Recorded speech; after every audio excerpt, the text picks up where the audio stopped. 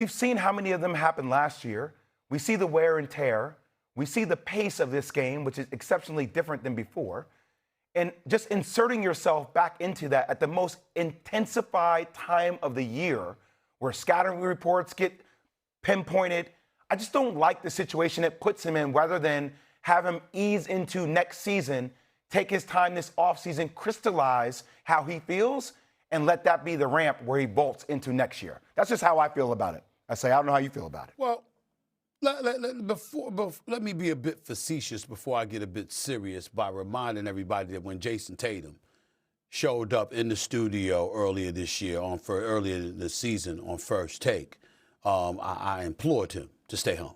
I implored him. I said, hey, man, you don't need to risk anything. You don't need, stay home. Don't play. You know, the New York Knicks' path to prosperity. I mean, don't get in the way of that. Stay home, relax, rest for the rest of the season. We'll see you next year. Don't worry about it. You know what I'm saying? He was laughing about that because I was trying to convince him to stay home, right?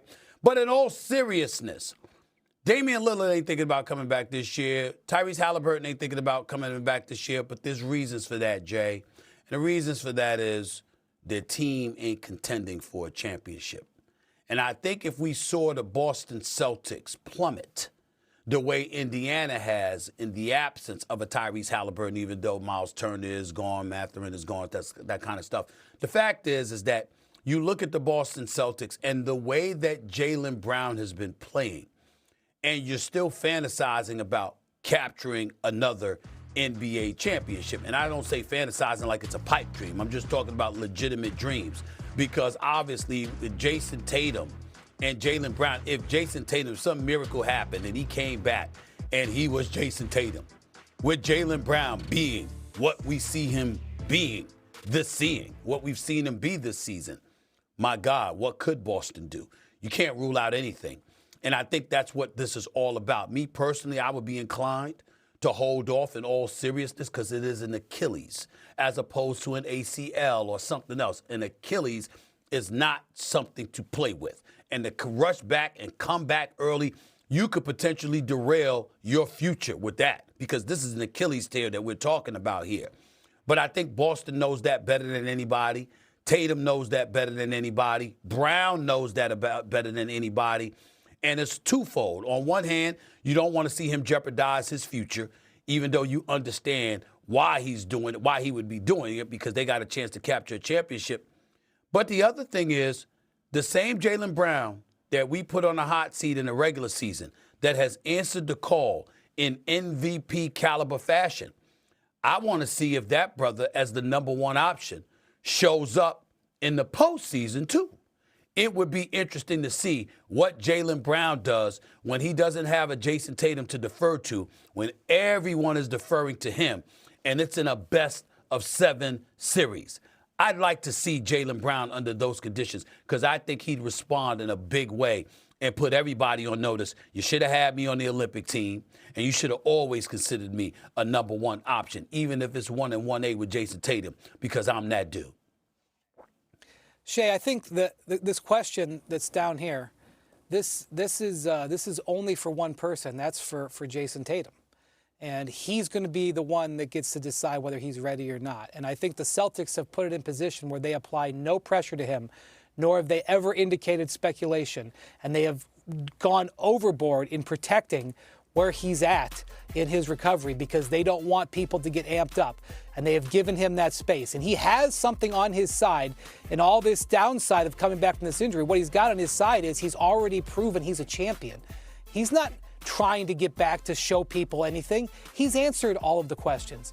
But where I think it is fascinating is exactly what you just said, Stephen A., is the difference that he can make in this race. Because I could sit here and explain to you, oh, this is why I think Detroit could win. But I could easily explain to you this is why they can't. Say the same thing about Cleveland. Say the same thing about the Knicks. Knicks take 2 steps forward, 1 step back every freaking week. I have no idea what they're going to look like. But and when you look at Boston, as impressive of a season as they're having, let's just be fair and honest. From a talent standpoint, top 8 versus top 8, they don't match up with the other 3 top teams in the East. Now, they would fight on that, and they would say, well, we're going to beat them in 7, and they may end up being able to do that. But from a straight talent standpoint, the Celtics' influx of getting Jayson Tatum, even if he's not 100%, is would be game-changing. And, of course, he knows that.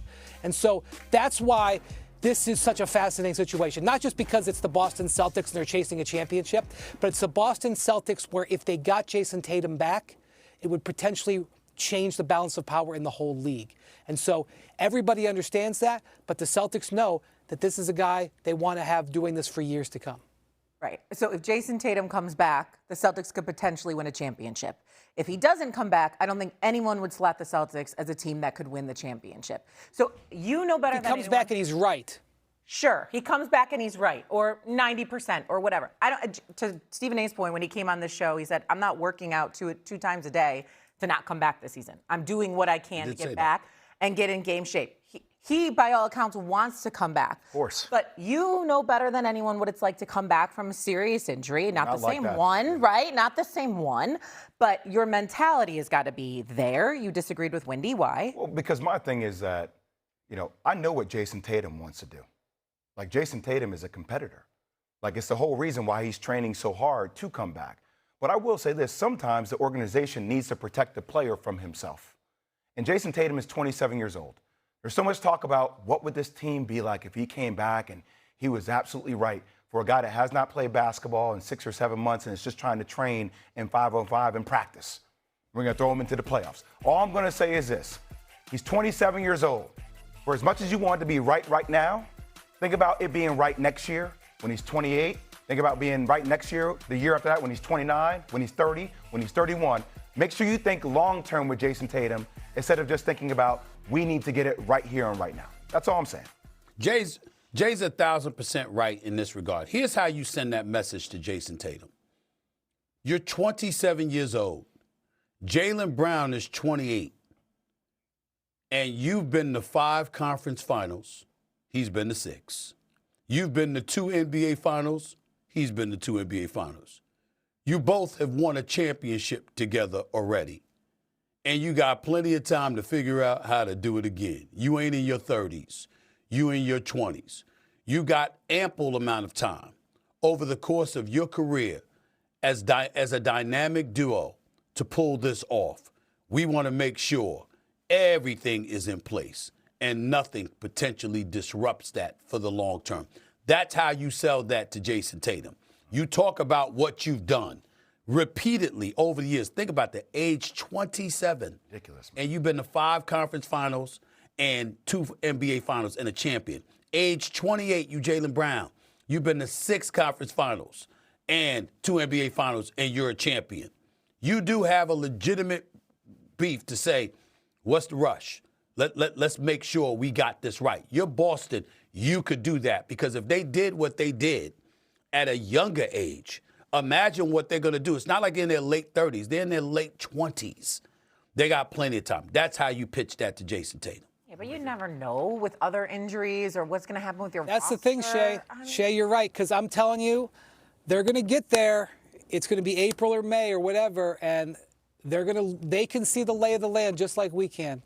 They know the lay of the land, and that's why this is so incredibly fascinating. And I'll just say one other thing. DeJounte Murray came back 2 nights ago. We're glad to see him back in New Orleans. He tore his Achilles last January. He needed 13 months to get back. And the Pelicans are not tanking this year. They don't have their draft pick. They're still holding out hope for the play-in tournament. That guy needed 13 months. He's in his 20s too. Jayson Tatum isn't even at 10 months yet. So, just because we follow Tatum more because he's a champion, superstar, Olympian, all this stuff, the Achilles tears are different. There's a difference between Murray and Tatum and all that stuff. But here's another guy who needed 13 months. Mm-hmm. So just keep that in mind. That if he doesn't come back, it's not like a mark against him. And he needed 13 months. Jayson Tatum hasn't even been at 10 months yet. Lillard and Halliburton are out. And when KD suffered it, how long was KD out? It was a year and a half. A year and a half. Before he came back. Before he came back. So I'm just saying the point is that all of that is evidence to say pump the brakes. Yeah. You don't need to come back this season. You don't need to do that. Not all players are. All of that is reason. I agree with you. That's all. Let's move on. Let's go to a quick take here from college basketball.